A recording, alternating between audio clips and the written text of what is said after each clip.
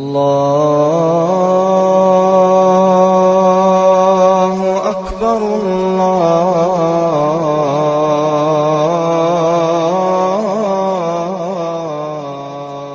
Akbar. Tapi manusia nggak percaya tentang manusia setelah hidup di alamul dunia akan kembali ke alamul barzakh. Maka Allah katakan, kaifa takfuruna billah, hei manusia, kenapa kalian ingkar kepada Allah? Kuntum amwatan, dulu engkau benda mati. Summa yakum, kemudian aku hidupkan, kata Allah, di dalam rahim selama 4 bulan di dalam rahim seorang ibu. Pertama segumpal sperma, segumpal darah, segumpal daging selama 40 kali 3 menjadi 4 bulan. Baru Allah perintahkan malaikat Jibril untuk mengambil ruh yang dibawa Ar-Rasul Rahman untuk memasukkan rahim seorang ibu yang berumur 4 bulan. Itu nasibnya tuh di situ tuh. Kalau nasibnya baik, dia lahir dari keturunan ningrat. Lahir jadi orang kaya, ya. Darah biru. Keturunan ningrat.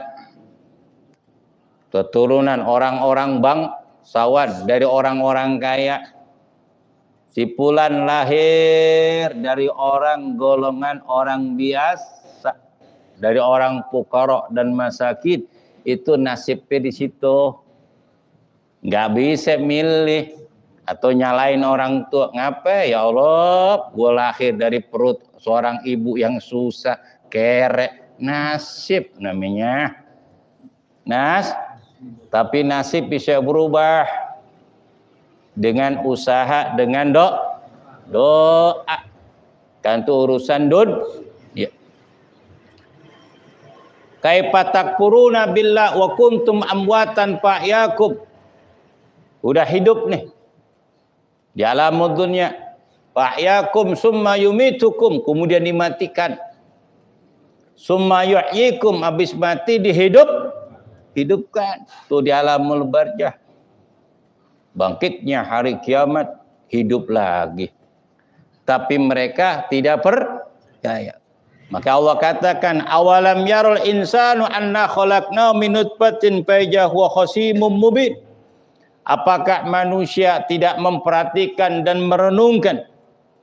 Sesungguhnya kami ciptakan manusia itu min nutfah, dari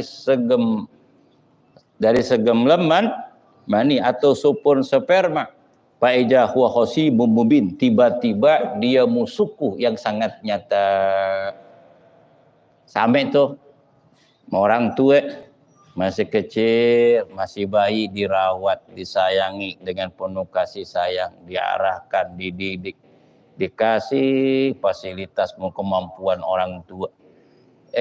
Udah gede, udah bisa nyari duit, badan udah kuat, udah gede, udah besar. Babanya udah tuh jalan juga nggak tapi kuat, durhaka sama orang tua. Orang tua dicaci maki, dihina, bahkan dipukul. Ada kan gitu? Ada. Tuh anak yang durhaka, apa kata orang tua? Ya Allah tong, kalau gue tahu lu begini, dari semenjak lahir gue pencet tuh. Betul? Tuh. Jadi musuh. Jadi kalau Ta'ala berfirman dalam Quran, ya ayyuhalladzina amanu inna auladakum wa azwajakum adulakum fahdharu. Wahai orang-orang yang beriman, hati-hatilah, sungguhnya anak-anakmu dan istri-istri kamu atau suami-suami kamu akan menjadi musuhmu. Fahdharu, maka hati-hatilah, kata Allah. Kalau kita kagak kita arahan ilmu agama dan ilmu pengetahuan, bisa jadi musuh. Wa darabana masalau wa nasahalka qalam yuhyil idhama huwa yarwah yarmin. Dialah Allah memberikan perumpamaan kepada kami. Wa nasya khalqah, dan dia lupa asal usul manusia yang diciptakan. Qala mahidhamah wa hiya ramim, katakanlah Muhammad, siapakah yang menghidupkan tulang-tulang yang sudah hancur? Ini tulang kita, daging tulang kita semuanya ini akan dipendam di mana? Di tanah. Puluhan bahkan ribuan tahun, bahkan jutaan tahun. Sehingga anak keturunan kita banyak yang melupakannya. Benar gak? Kita nggak tahu apakah nanti ketika kita dikubur nih, di dalam kuburan, di dalam tanah, kira-kira anak ame mantu ingat gak orang tuanya?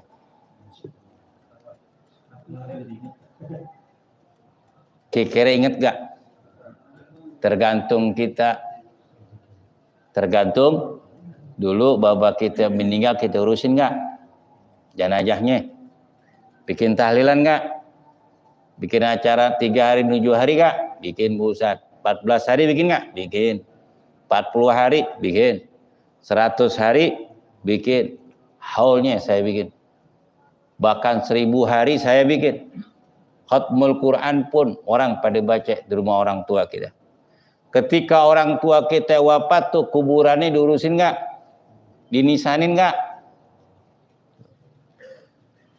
Tuh alang-alangnya banyak tumbuh. Kira-kira diurusin gak tuh? Kalau diurusin semuanya, insya Allah ketika kita wafat bakalan diurusin sama anak-anak kita. Birru aba'ukum tabirru abna'ukum. Berbaktilah kamu kepada orang tuamu, baik hidup maupun mati. Niscaya anak-anakmu akan berbakti pula. Ketika orang tua kita meninggal, kita nggak peduli. Kita hiraukan, cuman bisa nangis doang. Sampai pingsan-pingsan di jalanan. Bang, pulang. Sampai baba udah kagak ada. Ngamuk itu, guling-guling. Nangis tuh di handphone. Kedengar suaranya. Pas nyampe depan rumah masuk gang, orang tuanya pingsan. RT RW kebingungan, gotong. Sadar tuh di depan kuburan jasad orang tuanya. Melukin, nangis. Apa kata saudaranya? Lagunya di depan orang begini. Kemarin gue kabar-kabarin, babak sakit kagak pernah dateng. Nggak peduli. Orang tua di rumah sakit nggak pernah datang. Di rumah dirawat nggak pernah datang. Dipanggil, disusulin nggak pernah datang. Kenapa? Takut ngeluarin duit. Buat patungan orang tua rawat di rumah sakit. Kirain meninggal doak-doak. Ini biasa yang meninggal orang tuanya dia nangis doak-doakan, pas 3 hari minta warisan.